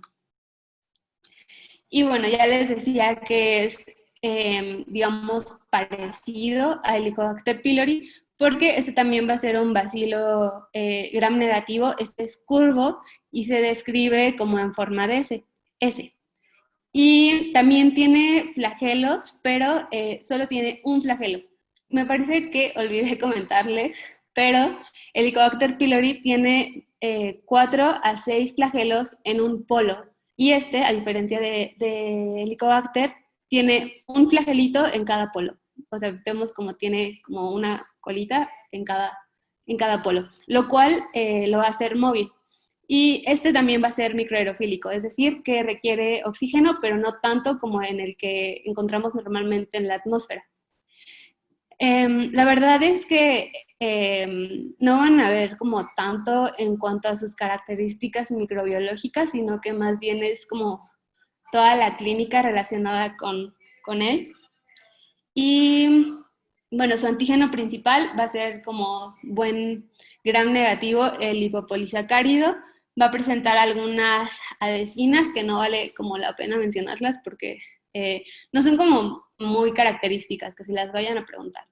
Pero pues obviamente va a tener adhesinas que le permitan adherirse a la célula, al enterocito, y también tiene algunas proteínas involucradas en la invasividad y algunas toxinas como la CDT, la toxina distendante citoletal y la toxina semejante a la E. coli enterotoxigénica. Y bueno, por eso tenemos que dar como un cuadro de diarrea del viajero, semejante a la toxina termolábil. Y bueno, como ya les mencionaba, esta bacteria está descrita como una zoonosis, ya que es una enfermedad que es transmitida al ser humano por los animales o por productos de origen animal. Los reservorios van a ser sobre todo aves y gallinas, pero también se encuentra en vacas, cerdos, bueno, en general como en animales de granja, y también otros animales que son reservorio pueden ser animales domésticos, como sus lomitos y sus michis. Y bueno, en cuanto a la transmisión, sobre todo es por el consumo de alimentos contaminados, poco cocidos o crudos, sobre todo aves, o sea, digamos, pollo mal cocido, poco cocido. También leche no pasteurizada o agua contaminada con la materia fecal de los animales. También el contacto directo con la materia fecal de reservorios, o sea, no sé, que toques popó de pájaro y luego comas con las manos sucias, ¿no? Entonces, pues aquí también influye de manera importante la higiene a la hora de tanto de preparar los alimentos como a la hora de comer y bueno. Y también se puede dar vía, digamos, humano-humano, pero esto es muy, muy raro. Y bueno, obviamente sería fecal-oral. Y bueno, el cuadro clínico que va a causar es una gastroenteritis que se va a dar después de 2 a 5 días después de haberla ingerido, hasta 10 días después. Y bueno, va a comenzar primero, como les pongo en la gráfica de la derecha, comienza casi desde el día 1 con fiebre, seguido de dolor abdominal y una diarrea, de diarrea y también puede haber náuseas y vómito. Y esta va a durar de 3 a 6 días. Es importante decir que esta enfermedad es autolimitada, es decir, pues no es necesario dar como antibióticos para tratarla, solo en casos, digamos, extremos que vamos a ver después. Y bueno, también va a ser importante tratarla en niños pequeños, como ya les mencionaba, menores de 5 años, y también en aquellos pacientes con compromiso inmune. Y bueno, también les puse pseudoapendicitis porque muchas veces, ya les mencionaba que en niños de 5 a 20 años no es que estos no la ingieran, pero sobre todo no es que te dé un cuadro diarreico como a los otros 2 picos de edad que veíamos, sino que en este grupo de edad suele aparecer como una apendicitis. Sin embargo, ya que, digamos, después de la cirugía, cuando se retira, bueno, cuando se hace la apendicectomía, pues ya descubren que realmente no era apendicitis y era una infección por Campylobacter jejuni. Esto se ha reportado hasta en el 5% de los casos de apendicectomía. Y bueno, sobre todo es porque no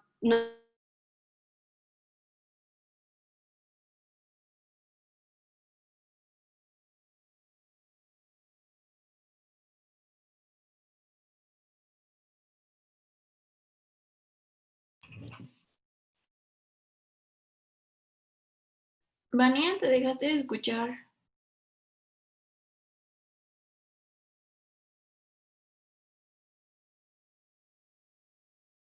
Bueno, esperemos un poquito a Vania, chicos.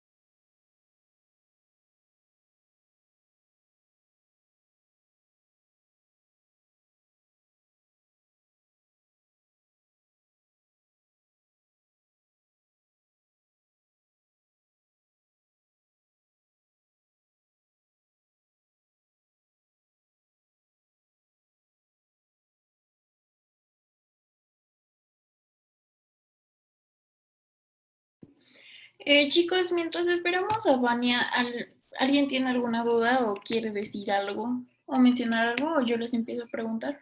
No sé, como quieran.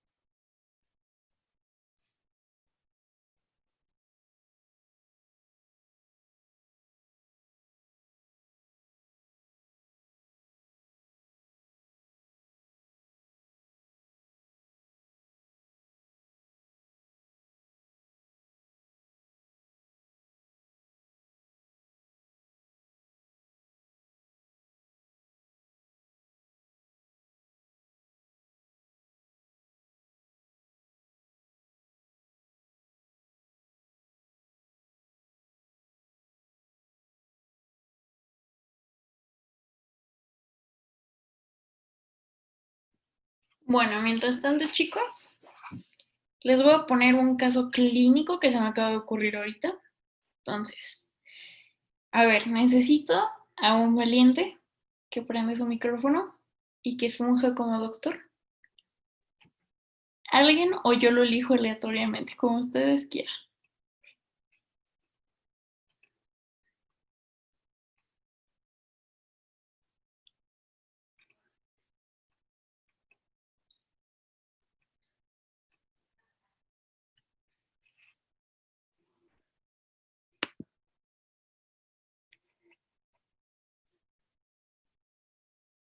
No, no hay valientes, chicos. Ok, entonces... a ver, Iñaki Tajonar, ¿estás por ahí, Iñaki?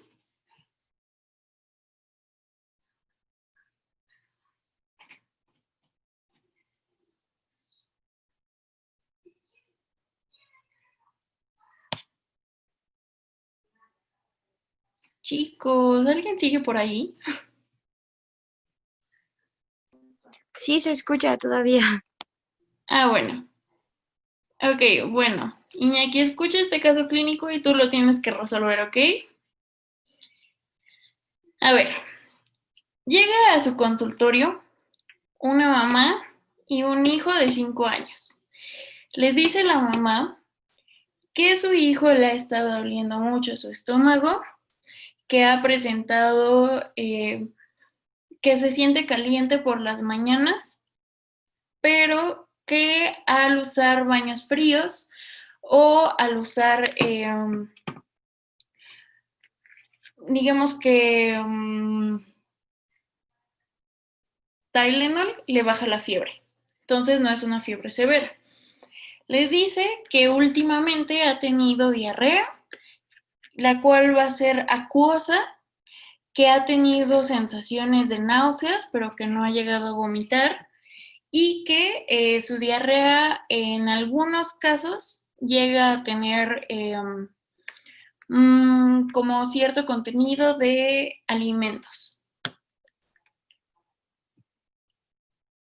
Le dicen que esta diarrea se está bastante preocupada porque se han presentado episodios diarreicos desde hace 4 meses y que no ha tenido una buena resolución. ¿Ustedes en qué estarían pensando?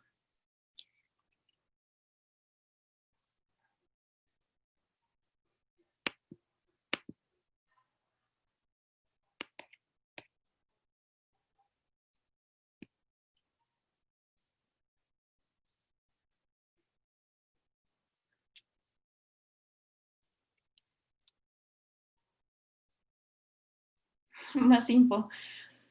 Mm, digamos que la mamá también ha notado que en años pasados también ha tenido episodios diarreicos, pero se preocupó porque hasta entonces no se habían presentado tan seguidos. Ok, les doy opciones. Por un lado, bueno, y también les comenta que ha visto que su hijo tiene muchísima sed y que generalmente ha visto su piel más reseca y que necesita tomar muchísima, muchísima agua. Entonces, sabiendo este cuadro clínico, ustedes pueden sospechar de una bacteria. Ok. Entonces, entre sus opciones está Campylobacter jejuni, Helicobacter pylori, Escherichia coli enterotoxigénica o Escherichia coli enteroagregativa. ¿Ustedes cuál pensarían? Y quiero que me digan el por qué.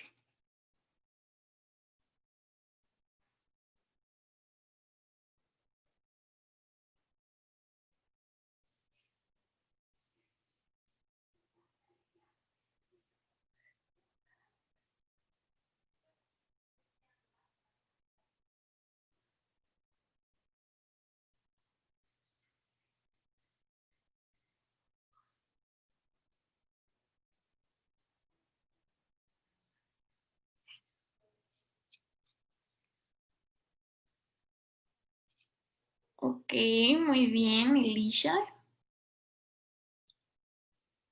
Les voy a decir rápido por qué descartamos las otras opciones.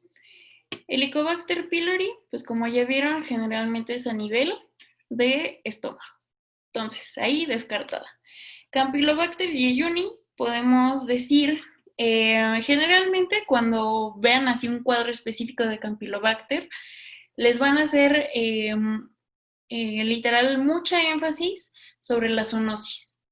Entonces, si literal no les dice como de no, es que comió pollo o comió carne o fuimos a un rancho donde estuvo en contacto con los reservorios, o en caso de que le pongan alguna complicación como indicios de Guillain-Barré, ahí también la pueden descartar de momento. Entonces nos queda la E. coli, ¿ok?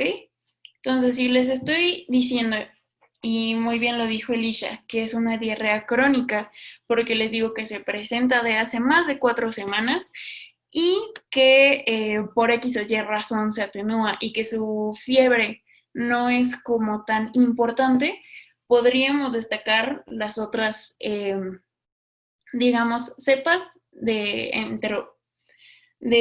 Escherichia, ¿ok? Porque generalmente las otras cepas producen una fiebre importante o en caso de que no produzcan fiebre, tienden a resolverse en cuestión de 10 días, ¿ok? Sí, en efecto, las citocinas sí pueden darnos una pérdida de líquidos, pero en este caso, estas citocinas harían, digamos que nos darían un cuadro más, como más fuerte y no solo, hablando sobre todo de inflamación, pues a eso me refiero. Y sobre todo en casos donde tengamos citocinas inflamatorias muy, pues digamos, una producción muy, muy importante, tienden a ser sobre todo las diarreas con mucho moco y en algunos casos con cierto, pues digamos, con cierta sangre, precisamente por la inflamación del intestino. Como tal, el tratamiento sería buscar, bueno, primero cerciorarnos que el niño no tenga alguna otra complicación. Primero que nada, y esto ya hablando de gastroenterología, primero hay que descartar las otras opciones muy, muy importantes y muy comunes, que pueden ser, por ejemplo, síndrome de colon irritable, no sé, Crohn, CUSI. Entonces, una vez descartando todo eso, ya nos quedaríamos con el diagnóstico de Escherichia coli enteroagregativa. Pero ahorita como estamos en Bacter, pues ya por eso les hago una pregunta como más hacia la etiología, ¿ok? En este caso, tendríamos que, como les mencioné, buscar una sensibilización in vitro para, pues para ver ante qué antibiótico va a responder muy bien nuestro paciente. Porque generalmente estamos hablando que estos pacientes pues tienen una diarrea crónica importante y ya han pasado literal por una cantidad de antibióticos que no se imaginan. O sea, no, que ya tomé amoxicilina, que ya tomé claritromicina, literal, de todo el repertorio de antibióticos ya han tomado por lo menos como 4. Entonces, pues prácticamente tenemos que buscar la sensibilización y generalmente sí se dan macrólidos. Y pues también hay que tener cuidado con este paciente y también descartar algunas otras opciones, como vamos a ver más adelante. Y también descartar, por ejemplo, las principales patologías que se dan en niños, como son parásitos, los más importantes, o en caso de que, por ejemplo, sea un paciente con inmunocompromiso, descartar virus, que podríamos verlos más adelante, que generalmente los virus son la etiología más frecuente de las diarreas crónicas en inmunocomprometidos. Y bueno, en caso de que sea un niño, pues también tendríamos que descartar otras, pues otras enfermedades como serían, no sé, leucemia, que le genere al niño un inmunocompromiso y por lo tanto la diarrea solo sea como, digamos, como un síntoma inespecífico que se presenta gracias a esto. Entonces sí.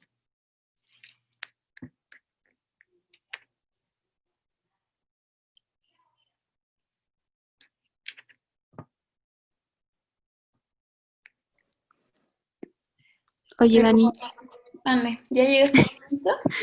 se me cortó la presentación. Así es, así es, así es, así es, así es.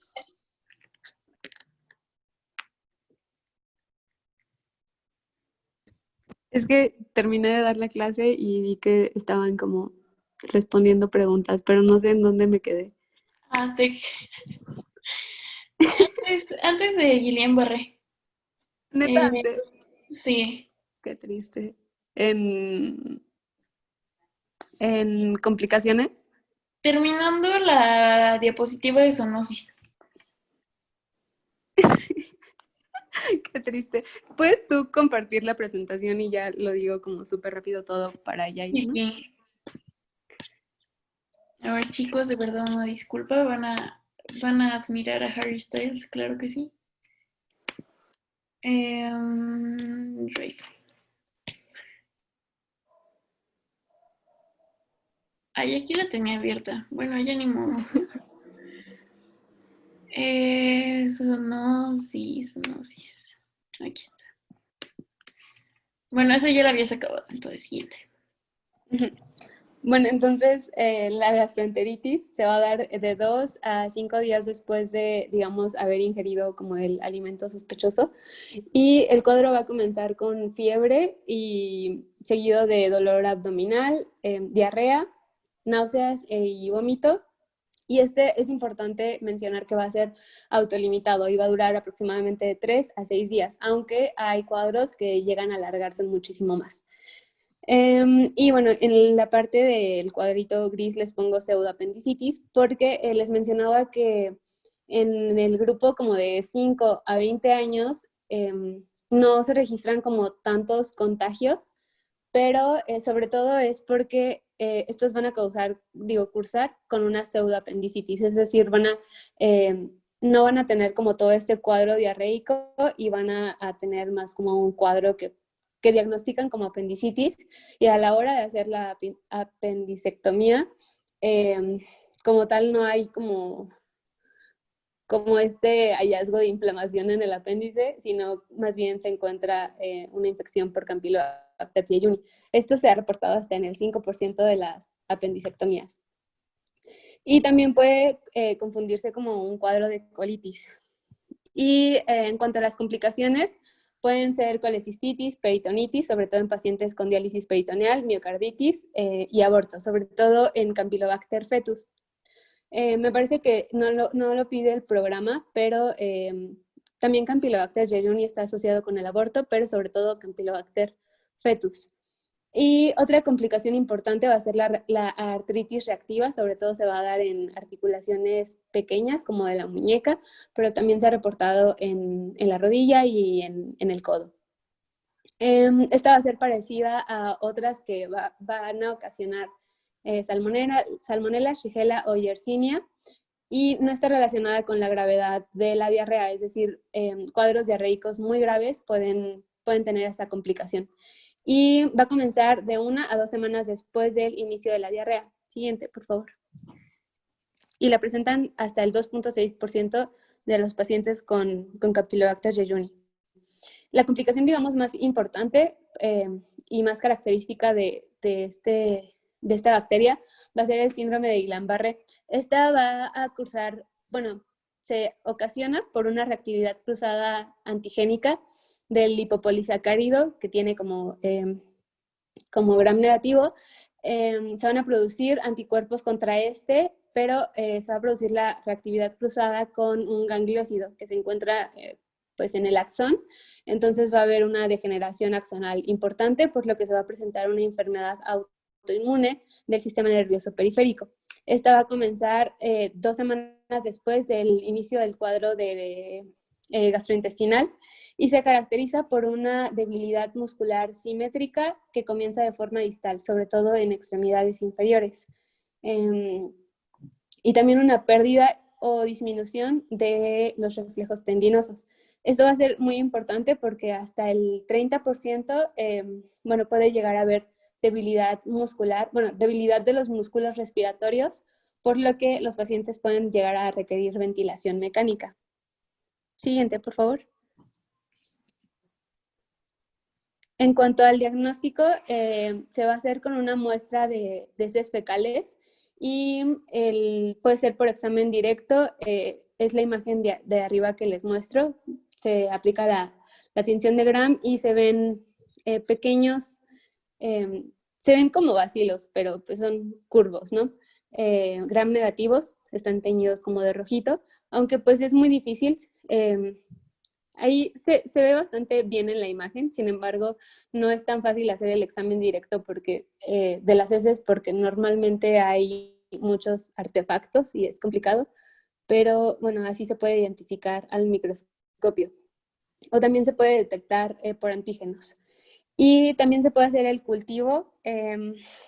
Este va a ser parecido al Helicobacter por el requerimiento de la atmósfera microaerofila, como ya les mencionaba, el requerimiento de oxígeno que tiene, pero a diferencia de esta, va a crecer a 42 a 43 grados Celsius, a diferencia del Helicobacter que crecía a 37.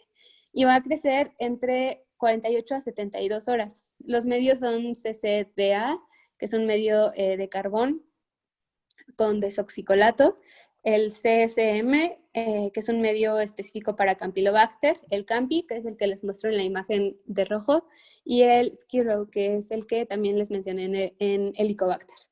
Y también se le pueden hacer pruebas para las cuales va a resultar oxidasa y catalasa positiva. Siguiente, por favor.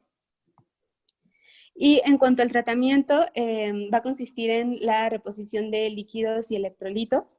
Y en caso de casos severos, en casos de niños menores de 5 años y en inmunocomprometidos, se les puede dar eritromicina o acitromicina o tetraciclinas. Tetraciclinas en niños no, pero se les da eritromicina. Y bueno, las medidas de prevención son como lo más importante para este agente. Se establecen medidas de control desde el establecimiento agropecuario, o sea, desde que se, digamos, crían las gallinas hasta el matadero, como todo el comercio, la preparación de alimentos. Y bueno, esta va a consistir como en desinfectar bien los alimentos, cocinarlos bien y la pasteurización en el caso de la leche. Y pues ya eso era todo. ¿Tienen alguna duda con eso? Por irme.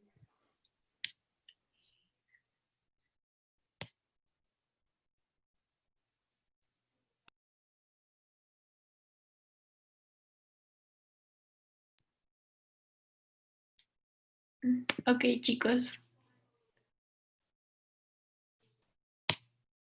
Bueno, entonces, pues acabaríamos gastro el próximo sábado.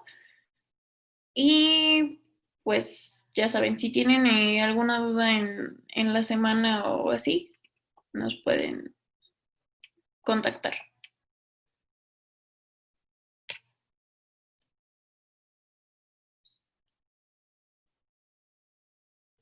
Bueno, descansen chicos, nos vemos la próxima semana.